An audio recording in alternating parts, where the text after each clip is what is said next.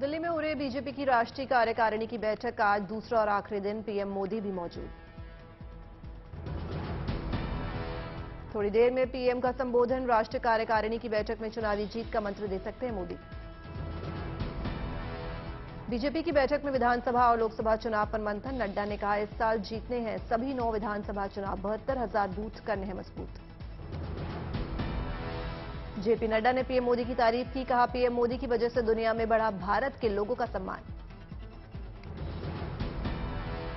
BJP राष्ट्रीय कार्यकारिणी बैठक में सामाजिक आर्थिक संकल्प पत्र पेश। केंद्रीय मंत्री धर्मेंद्र प्रधान ने कहा, देश को जल्द मिलेगा भव्य राम मंदिर।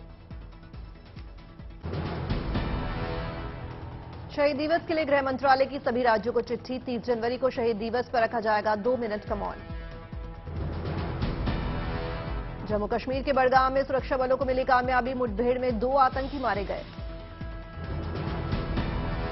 बड़गाम में संदिग्ध गाड़ी को रोकने की कोशिश करने पर की गई फायरिंग। जवाबी कार्रवाई में मारे गए दोनों आतंकी। मारे गए दोनों आतंकियों की हुई पहचान। एक का नाम अरबाज मीर तो दूसरे का नाम शाहिद शेख। मारे गए आतंकियों से हथियार और गोला बारूद बरामद। लश्कर से जुड़े थे दोनों आतंकी। आतंकवाद के मुद्दे पर फिर बेनकाब हुआ पाकिस्तान। मुंबई हमले का गुनहगार और लश्कर चीफ हाफिज सईद का बहनोई अंतर्राष्ट्रीय आतंकी घोषित। संयुक्त राष्ट्र सुरक्षा परिषद ने अब्दुल रहमान मक्की को ग्लोबल टेररिस्ट की सूची में डाला। भारत में हुए बड़े हमलों के पीछे हाफिज सईद के साथ मक्की का भी हाथ था। भारत सरकार ने भी अब्दुल रहमान मक्की को वांटेड घोषित किया है। मक्की लश्कर के लिए धन जुटाने, आतंकियों की भर्ती करने के लिए कुख्यात। अमेरिका और भारत यूएनएससी में मक्की को ग्लोबल आतंकी घोषित करने की लगातार कर रहे थे मांग, लेकिन चीन इसमें लगा रहा था अड़ंगा। मक्की के खिलाफ प्रस्ताव से चीन के टेक्निकल होल्ड को हटाने के बाद यूएन ने मक्की को अंतर्राष्ट्रीय आतंकी घोषित किया। मक्की के खिलाफ 2020 और 2022 में लगाया गया था प्रस्ताव।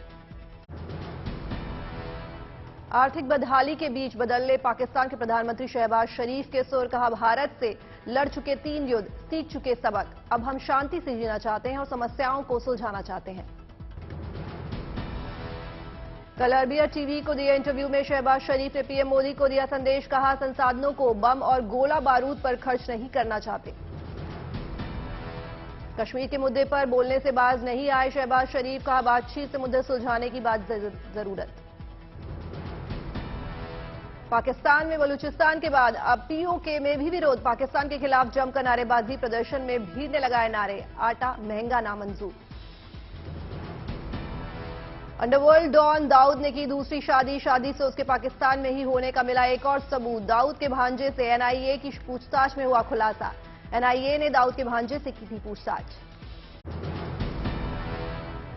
पंजाब में राहुल गांधी की भारत जोड़ो यात्रा के दौरान दिखी सुरक्षा चूक। बिना मंजूरी राहुल गांधी के करीब आया शख्स। जबरन गले लगाया। यात्रा का आज 123वां दिन। भारत जोड़ो यात्रा में बोले राहुल, मैं कभी संघ दफ्तर नहीं जा सकता। वरुण के सवाल पर कहा, हमारे विचार अलग। पेपर लीक पर गहलोत के खिलाफ पायलट ने खोला मोर्चा। कहा, मास्टरमाइंड तक पहुंचना जरूरी। बोले, मिलकर काम करेंगे तो फिर बनेगी राजस्थान में कांग्रेस सरकार।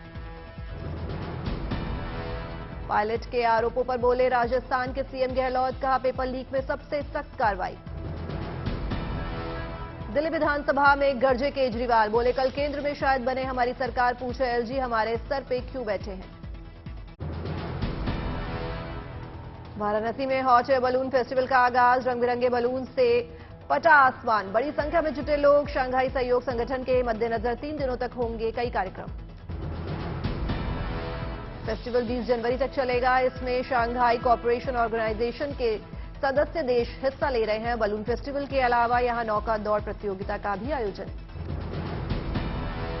दिल्ली के लाल किले में नए फॉर्मेट का लाइट एंड शो शुरू। आज से आम जनता के लिए खोला जा रहा है। 5 साल बाद फिर से लाइट एंड साउंड शो की शुरुआत की गई।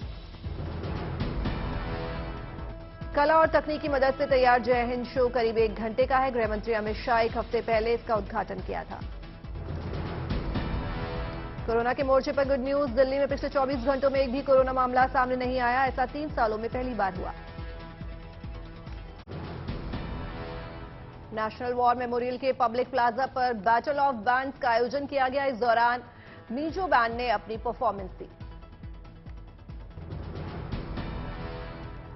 बैटल ऑफ बैंड्स का आयोजन रक्षा मंत्रालय की तरफ से किया गया। ये 22 जनवरी तक चलेगा।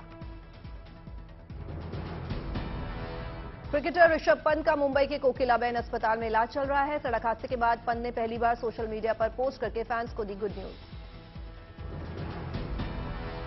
पंत ने बताया कि उनकी सर्जरी सफल रही और वो आगे की चुनौतियों के लिए तैयार है। मुश्किल समय में साथ देने के लिए पंत ने बीसीसीआई और अपने प्रशंसकों को धन्यवाद दिया। तमिलनाडु में जल्लीकट्टू का आज तीसरा दिन है। आज भी भारी संख्या में खिलाड़ी और दर्शक उमड़े। सुरक्षा के भी सख्त इंतजाम किए गए हैं। एसटीएफ अंबाला ने कुरुक्षेत्र और यमुनानगर में दी दबिश। बम्बीहा गैंग और गोरखा मलिक गैंग के 7 बदमाश गिरफ्तार। हथियार भी बरामद। नक्सल प्रभावित सुकमा में लगा जन सुविधा केंद्र। आजादी के 75 साल बाद इलाके के लोगों को मिला सरकारी सुविधाओं का लाभ। सतना में पद्मश्री सम्मानित बाबूलाल दाहिया ने पारंपरिक भारतीय कृषि यंत्रों का बनाया म्यूजियम। आने वाली पीढ़ियों को दिखाना चाहते हैं पुरखों की विरासत। समस्तीपुर में रेलवे स्टेशन का अमृत भारत स्टेशन योजना के तहत होगा कायाकल्प। स्टेशन पर मिलेगी एयरपोर्ट जैसी सुविधाएं। भुवनेश्वर में सीएम नवीन पटनायक ने 4 जिलों में 5 उच्च क्षमता वाले ग्रिड सबस्टेशन का किया उद्घाटन।